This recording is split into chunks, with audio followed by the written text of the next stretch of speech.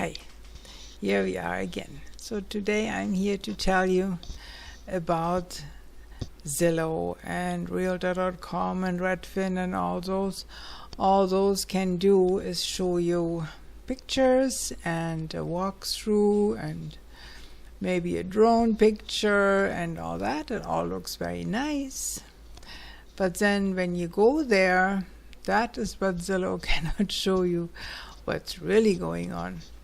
The seller always has to give you disclosure of if there are major things going on with the house, so that is covered. But on the other hand, you want to get a little bit of a good start. So if you go there and then it smells like cat pee, and cat pee is just that it soaks into the carpet and it soaks into the under the carpet into the subfloor, and in order to get the smell out, quite often you have to replace the whole subfloor. That can get expensive, but you just want to know that ahead of time before you start making an offer. So you need always some boots on the ground. Well, there are other quirks. You go into a house and then the floor all of a sudden starts sloping. It doesn't feel real good when you walk into the pantry and then you kind of go downhill a little bit and say, whoops, or the floor is spongy, and that's not good either. So there are little things Zillow just is not going to show you. It's just like the cheese in a mousetrap. That's what those pictures are. So, but just be aware. And so I'm about to tell you some stories I encountered, and so here we go. Yes, so a great example is the house here in the neighborhood. It's the crummiest thing on the block, and I looked on the internet and said, wow, that's a good price. That's a nice house. I wonder where that is. And I look at the address. Wow. How did they get these nice photos on that property? Just, Zillow is like online dating. The pictures look great, but then when you show up, you say, whoa, is that the same house? So anyway, I'm Dorothea Oldham. I'm the principal broker here in Rogue River, Oregon. And I've been selling homes since 1999, and I've seen just about everything. So let me tell you what boots on the ground, they still matter. So anyway, there's just some things that all those pretty pictures cannot tell you, And not only that, but also the laws changed. And realtors cannot tell you a lot of things you really should know about. Like, what's the neighborhood like? Well, the realtors lose their license if they tell you about gossip from the neighborhood. And not only that, but, if there's a sex offender, they're not allowed to tell you, but there's a website that lists all the sex offenders, so that's good news. The realtors are not allowed to tell you if there was a murder in the house or if anything else weird happened.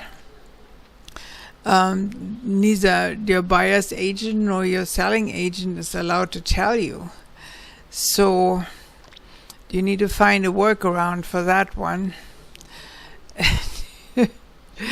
And then any other questions you have about the neighborhood. The mom is a word for all agents nowadays. Not only that, but you call the selling agent or any agent, and before they even can show you a house or are allowed to talk to you in detail, you need to you need to sign a buyer's agent agreement. Oh, I got two dogs here. They want to go outside maybe. Anyway, one went to a skunk. It smells kind of funny.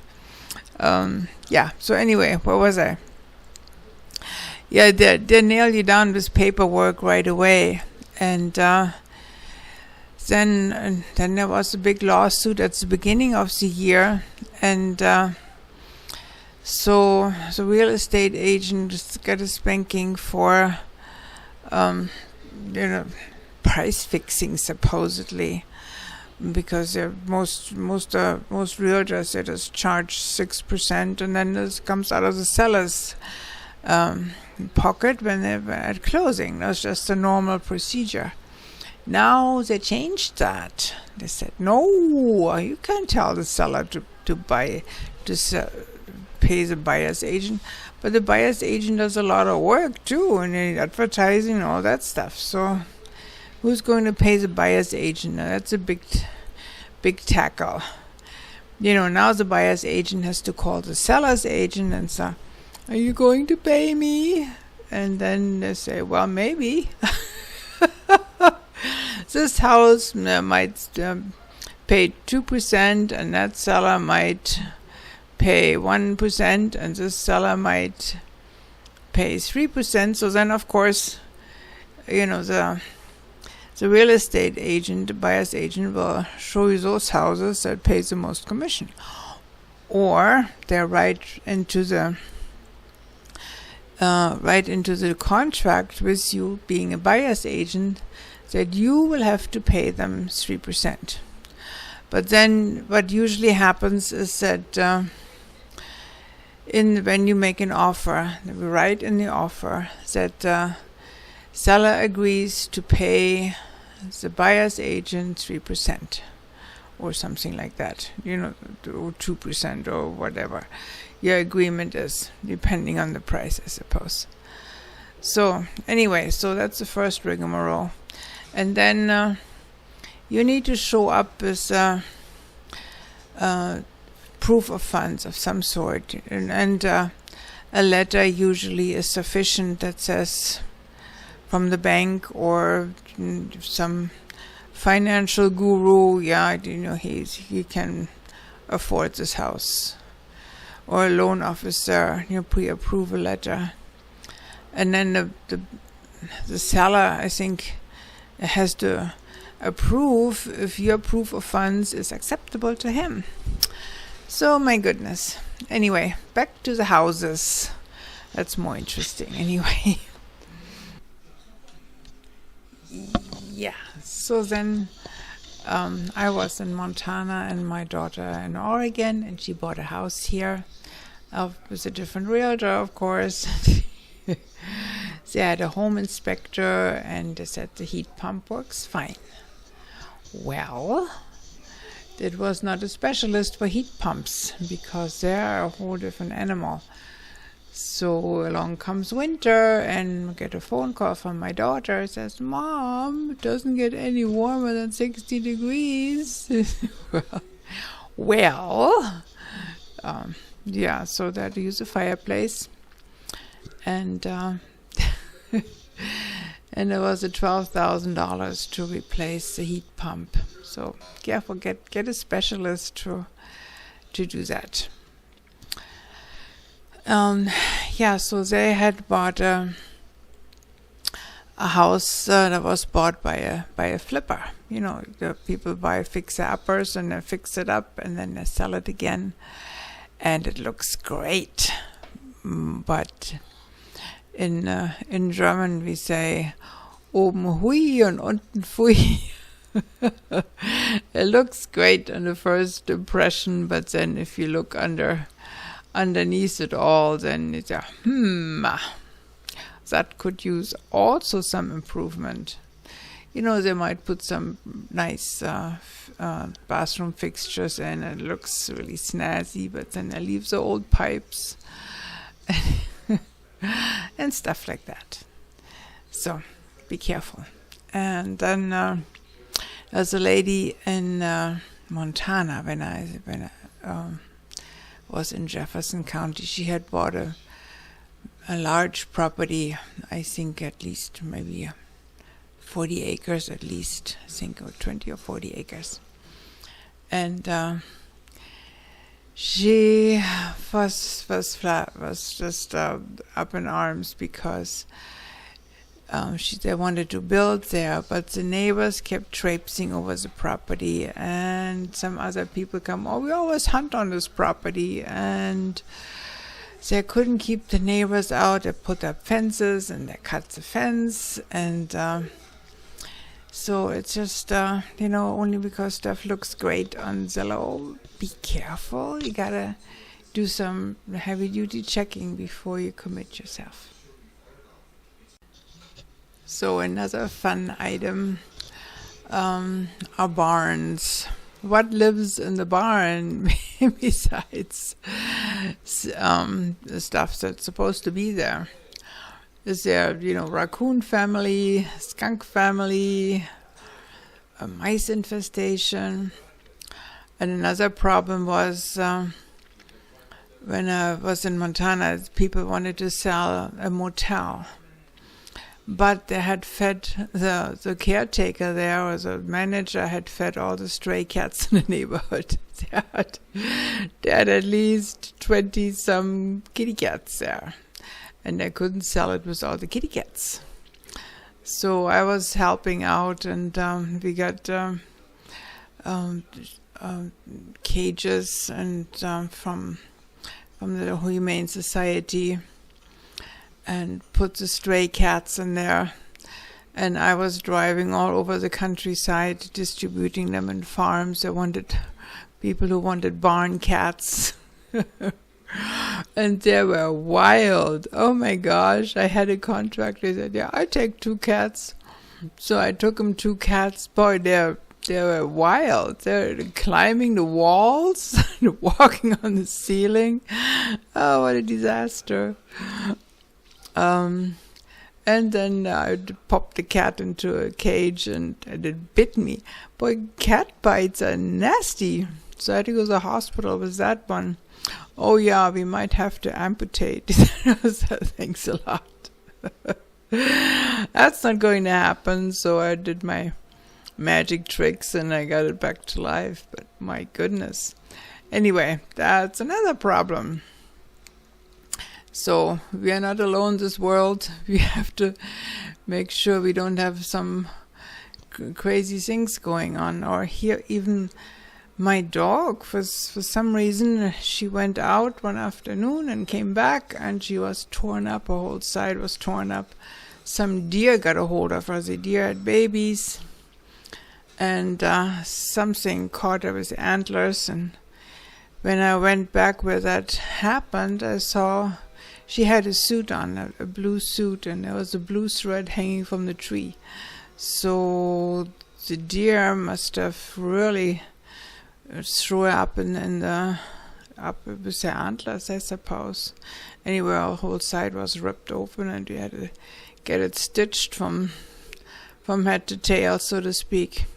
Poor baby. My goodness, I healed up fine, but yeah, so little stuff like that, you want to keep an eye open. Something Zillow is not going to tell you. So let's talk about water. And that's a whole different ball game too. We went to the Science Museum in Portland, and they had a display for water around the world. And lo and behold, they showed that most of the water in this world is brown by nature. So why would it be brown? That doesn't make any sense. If I look in our rivers, they're clear, and the lakes are clear. Why would it be brown? So yeah, sweet water is brown. Okay, so just take your word for it, I guess. And I'm a city slicker. I grew up in Berlin, and we lived in Long Beach for a long time. And in 1985, we moved to Oregon, in Port Orford on the ocean. And we built a nice house, and we had city water and city sewer, and we were on the pavement. But I thought this was really way out in the country. So, and he thought, well, we need to be independent. We need to drill a well. Well, we drilled a well, and the water was brown. And the dishwasher turned brown, and the dishes turned brown, and the shower turned brown, and we probably did too. So much for nice well water. So, but there are other quirks. The water can smell like sulfur. If there's something cooking underground that produces sulfur, it's really healthy, but it smells like, oh my gosh, you don't want that. But they make nice filters that filter that out. I think it just only needs some air, and then the smell goes away. And another water problem, when you go into the kitchen, I always taste the water when I show a house that is on a well. And some have iron in their water, and that is really disgusting. But I think they make a filter also for that. And then, if you test the water, of course, you always want to test your well water, making sure it's good water, so you can actually drink it and use it. So you send it to a water testing. But they do not test for arsenic. You want to be aware. A little bit arsenic is okay, but if you live among fields and they get fertilized, you might have a lot of arsenic in your water, and you don't want that. So you need to make a special request to test for arsenic. And if that's over the top, then the only remedy for that is reverse osmosis to get that out of there. Yeah, those are the water problems. Or the water is hard, and that eventually will clog up your pipes and all your appliances that use water. And so then you need a water softener. It makes your hair yucky and your dishwasher starts to look funny. But, if you want to brave it, but eventually your toilet going to clog up, and then you need a new toilet because it's just too much build-up in there. But there is actually a really good product. It's called CRM, I think. You can get it at Lowe's, and that does a really good job. Or white vinegar, that all helps. And then I listened to a comedian from India, and she said, well, Americans fill their bathtubs with drinking water, and then they sit in it because they're sad. I thought that was funny. I mean, yeah, if you come from India and you have to haul your water in clay pots, that's probably true from that point of view. So I could go on with beavers and assorted rodents who eat your favorite plants, or deer munching down your roadies, and on it goes, so just be aware. In the beginning it said that realtors are not allowed to tell you what's going on in the neighborhood, but come to think of it, you can ask directly. You can ask direct questions. What is going on in the neighborhood? Make yourself a list. Is there a dog kennel with barking dogs? Is there a feedlot nearby that sends stench your way? Is there mosquito infestation on the neighborhood pond? Is there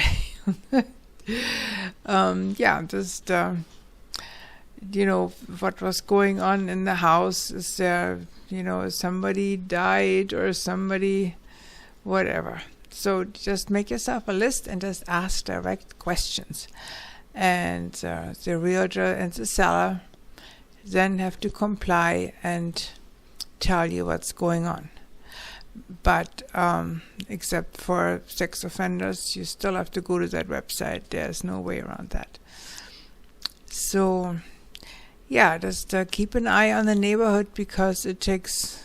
you're not just buying a house, which is you're actually buying into a neighborhood. You are, look at the grocery store. Does that appeal to you? Is it nearby, or is there a community center? And what other activities are in the community? Buying a house is not just like buying a jacket. You have to do a little bit due diligence. But sometimes you just drive into a town and say, that's it, I'm going to buy a house right here. And whatever's on the market right now, I just gotta have it, and that's the end of that. Actually, that's how I do it. And I don't care if the foundation is cracked. I can fix that. So anyway, yeah. Well, thank you for watching. I appreciate it. And I wrote a bunch of books. I will show you in a minute, and you can read all of those for free on my website, Rogue River Real Estate. Okie dokie. See you next time. So here are the books I wrote, and you can read them for free on my website, rogueriverrealestate.com. And also, if you need a realtor, no matter where you move to in the United States or Germany, I can help you find a realtor that knows their salt. So give me a call, send me an email, or send me a text, and I'll be more than happy to help you out.